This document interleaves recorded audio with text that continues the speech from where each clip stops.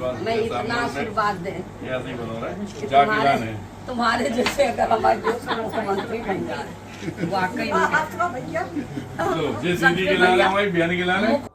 महिलाओं की सुरक्षा और सम्मान के लिए गुलाबी गैंग क्या क्या कार्य करते हैं? देखिए, पहली बात तो गुलाबी गैंग महिलाओं के लिए एक आत्मनिर्भर बनाने का काम करता है। दूसरा है जो महिलाओं के साथ अत्याचार होते हैं उसका रोकने का काम कर रहा है। दूसरा है जो हमारी लड़कियां हैं और वो पढ़ने जाती हैं उनका मिर्ची पाउडर का काम कर रहा है कि लड़कियां अपने आप को स्वयं सुरक्षित रहें। अगर उनका नहीं है तो मिर्ची का स्प्रे बना करके हमने रायबरेली में उनको ट्रेनिंग दी थी। और दूसरी बात है कि आजकल लड़कियों को ज्यादा से ज्यादा घर वालों को हमें सूचित करना है कि अपनी लड़कियों को थोड़ी सी इतना लापरवाह न बनावें, वो पढ़ने लिखने में ध्यान दें, ज्यादा मोबाइल के चक्कर में न रहें। एक तो ये काम करता है। दूसरा जो आज ये अत्याचार फैला बैठा है, तो मैं ये नहीं कह रही कि खाली मर्द भी दोषी हैं, इसमें महिलाएं भी बहुत दोषी हैं। अभी बहुत सारे आपने देखा होगा, कोई महिला अपने आदमी को सीमेंट में दबाई दी, कोई हिमालय में फेंक रही है, कोई ज्योति मौर्य जैसे अपने आदमी का छोड़ करके एक बॉयफ्रेंड बना रही हैं। तो ऐसी महिलाओं को भी मैं नसीहत दे रही हूँ कि ऐसा ना करो कि हमारे देश में एक माता शक्ति होती है, जैसे जननी माँ होती है वैसे एक माँ ही माँ होती है। हमने इनको जन्म दिया है तो हमारे जन्म हमारे कोख से ये पैदा है। नसीहत सेवा समिति कार्यालय आई हूँ, कैसा अनुभव रहा? मुझे बहुत बड़ा अनुभव मिला और मुझे ऐसा लग रहा है कि हमको कुछ न्याय मिलने वाला है, हमें न्याय इशारा दे रहा है। मुझे आज बहुत अच्छा लगा भाई जी से अपने मिलने, मैं इनको दिल से राखी बांधूंगी और अब हम ये झांसी को मजबूत करेंगे अच्छे से। यही मुद्दे पे चर्चा हुई है कि ये जो कौशाम्बी में ये घटना हुई है, मैं अपनी जिंदगी में पहली बार देखा है। इसलिए कि देखिए दुष्कर्म तो होते हैं, लेकिन ये नहीं देखा कि दुष्कर्मी को बचा करके और उनके घर वालों को जेल ठोस दिया जाए और पास को हटा दिया जाए 3 दिन में।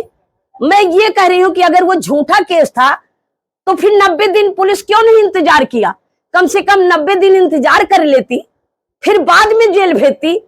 और अगर उसका बाप जहर खाने की धमकी बार बार थाने में दे रहा है तो ये पुलिस सो गई थी क्या? इनको तो उसको सुरक्षा देना चाहिए, अपनी कस्टडी में ले लेना चाहिए। तो पुलिस दोनों के बीच में ये दोषी है, मैं ये कहने जा रही हूं। अगर काउंटर इनकाउंटर कर रही है तो उसमें भी पुलिस ही का दोष होगा।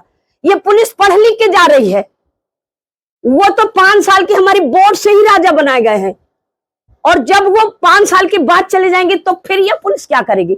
फिर किसके गुलाम बनेगी? तो ये सत्ता की गुलाम बन जाती है पुलिस, ये अपने सूझबूझ से काम नहीं कर रही। बस संदीप जी, गुलाबी गैंग की संस्थापक संपत्ति आज कार्यालय आई है, किन मुद्दों पर चर्चा हुई है? गुलाबी गैंग की जो मुखिया हैं ये एक अलग मैटर है। हमारे संघर्ष सेवा समिति में आज हमारी बहन आई है, जैसे अपन माँ का रूप भी दे सकते, बड़ी बहन का भी दे सकते।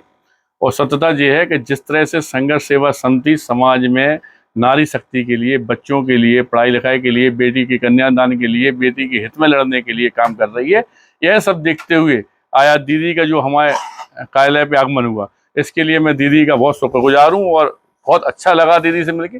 सबसे बड़ी बात कि दीदी ने जो भाई बनाया है, हम भी प्रतिज्ञा करते हैं, चूँकि हम लोग यहीं बुंदेलखंड की धरा पे हैं, हरदौल महाराज जी की तरह हम लोग भी भाई का कर्तव्य निभाना जानते हैं कि दीदी को जिंदगी में जब भी जरूरत होगी, मैं संदीप साहू की हमेशा दीदी के संग में भाई के लिए के रूप में हमेशा खड़ा रहूँगा।